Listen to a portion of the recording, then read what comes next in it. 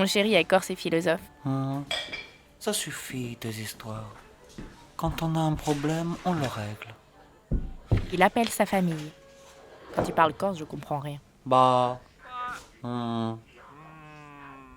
calamar, un gros, pinzout. Bien.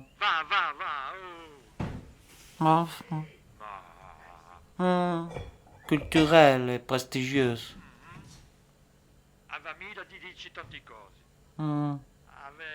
Salut. Il raccroche. Bon, la famille t'embrasse. Ce jour-là, je vais au travail en chantant.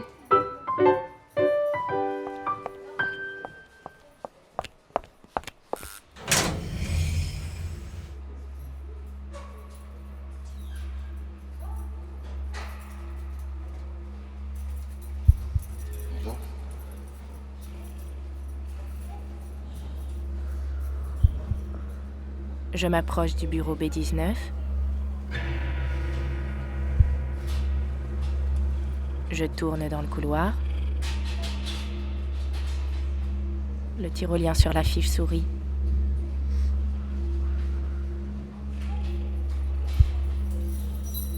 La plaque B19 est là.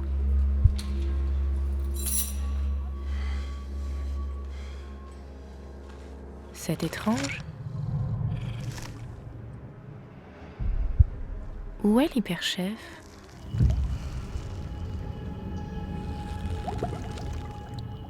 Sous la porte du bureau, un liquide s'écoule. Je vois la porte qui se gondole faiblement, sous des coups étouffés. Quelqu'un frappe à l'intérieur.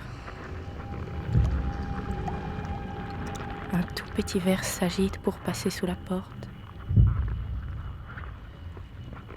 Une chenille ?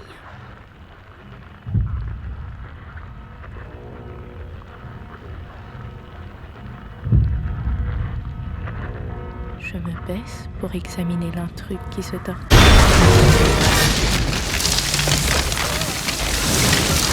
La porte cède sous une pression phénoménale. Un énorme tentacule s'étend dans le couloir.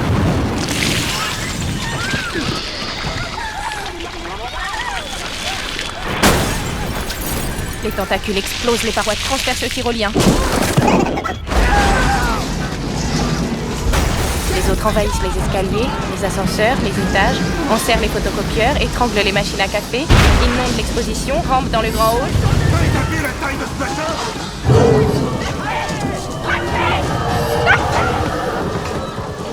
Je vois la grande verrière qui vole en éclats.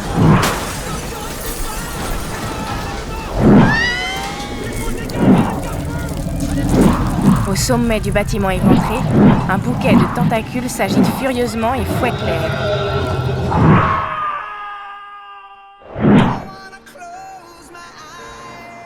Autour, sur les pelouses, les badauds ne s'aperçoivent encore de rien. Tu sais à quoi je pense ? À quoi ? Je trouve qu'ils ont tort d'appeler ça des crackers. Ah C'est non, tout sauf des crackers. Attentat mystérieux ce matin dans une prestigieuse institution culturelle. L'explosion a creusé une brèche dans un bureau. Les passants fuient dans tous les sens sous les ombres tentaculaires. Les automobilistes abandonnent leur voiture au milieu de la chaussée, à part un fou accroché à son volant qui klaxonne furieusement.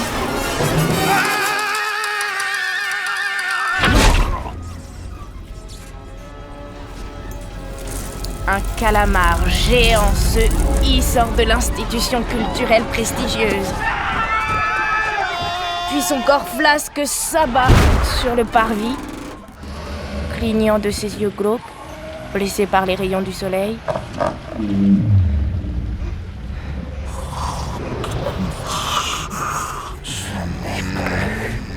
Possible.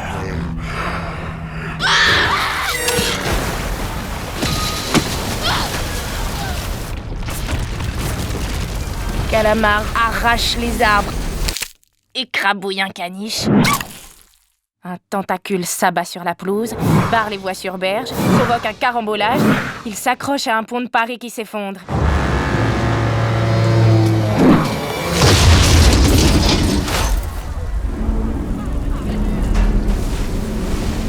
Jouant des ventouses, il est attiré par le fleuve. Calamar harponne un pilier de la tour Eiffel. S'enroule autour de la colonne et il plonge dans la Seine. Calamar nage rapidement, propulsé par ses tentacules. L'eau bouillonne sous les remous. Calamar atteint bientôt l'océan. Une dépêche, une brutale montée des eaux ont envahi Paris. Le métro est inondé, le RER est inondé également. Les bus de banlieue sombrent dans l'eau noire. Paris clapote, la défense nationale est impuissante. Une découverte géologique exceptionnelle. Un céphalopode décapode. Le fils du commandant Cousteau a décidé de lancer une expédition en sous-marin.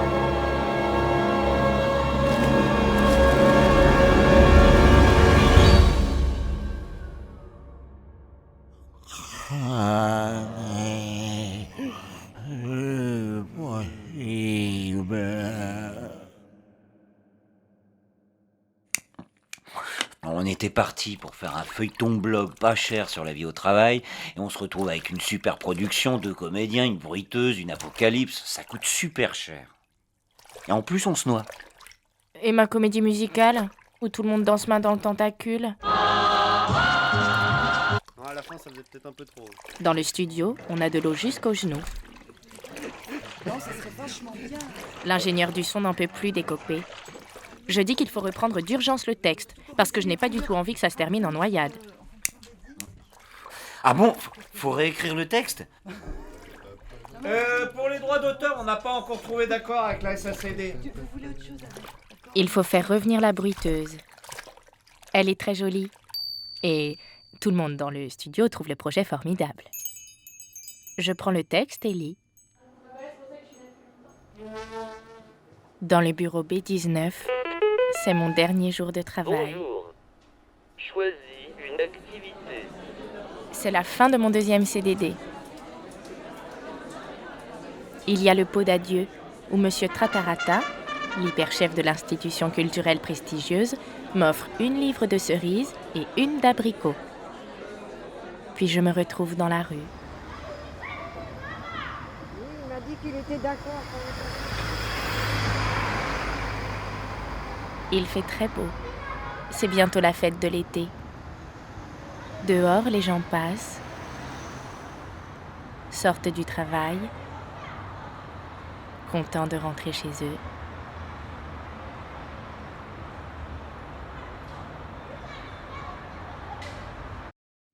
Bientôt, il faudra commencer à déposer des CV pour septembre.